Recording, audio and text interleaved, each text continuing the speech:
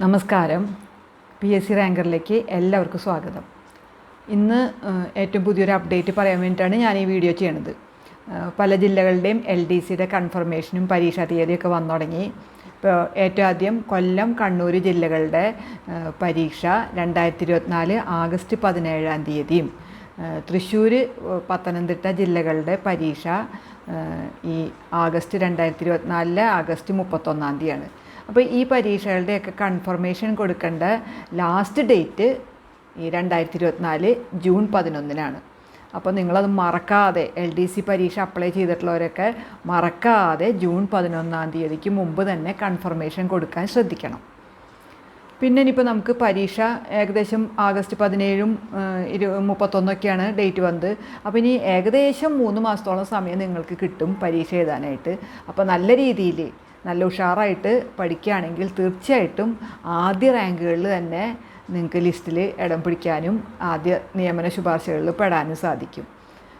ഇനിയുള്ള ദിവസങ്ങളിൽ നമ്മുടെ സിലബസ് അനുസരിച്ച് പരമാവധി സമയം നമുക്ക് പറ്റാവുന്ന എത്രയാണോ അത്രയും സമയം സിലബസ് കവർ ചെയ്യുക. ഓരോ സിലബസിൽ ഇത്ര പോർഷൻസ് ഓരോ ദിവസവും കവർ ചെയ്യാമെന്ന് തീരുമാനിച്ച് ഇതുവരെ തുടങ്ങാത്തവർ ഇനി ഈ 3 മാസം കൊണ്ട് തുടങ്ങിയാലും സുഖമായിട്ട് LDC പരീക്ഷ നിങ്ങൾക്ക് നേടിയെടുക്കാൻ പറ്റും. പക്ഷെ നല്ല ഉഷാറായി ഹാർഡ് വർക്ക് ചെയ്യണമെന്ന് മാത്രം. സിലബസ് ഈ 3 മാസം കൊണ്ട് കവർ ചെയ്യാൻ പറ്റുന്നുള്ള കാര്യം ഉറപ്പാണ്. ഈ 3 മാസം കൊണ്ട് നിങ്ങളൊരു ടൈം ടേബിളൊക്കെ ഇട്ടിട്ട് പരമാവധി പോർഷൻസ് സിലബസ് പ്രകാരം ഓരോ ദിവസത്തേക്ക് നീക്കി വെച്ച് അത് പഠിക്കുക. അപ്പോൾ അങ്ങനെയാണെങ്കിൽ ഏകദേശമുള്ള ഈ 3 മാസം കൊണ്ട് പോർഷൻസ് തീർക്കുകയും ചെയ്യാം. അത് കഴിഞ്ഞിട്ട് ആ ലാസ്റ്റ് ഒരാഴ്ച നിങ്ങൾ മറ്റേ ക്വസ്റ്റ്യൻ പേപ്പറുകൾ ഓൺലൈനായിട്ടും ഒക്കെ കിട്ടുമല്ലോ.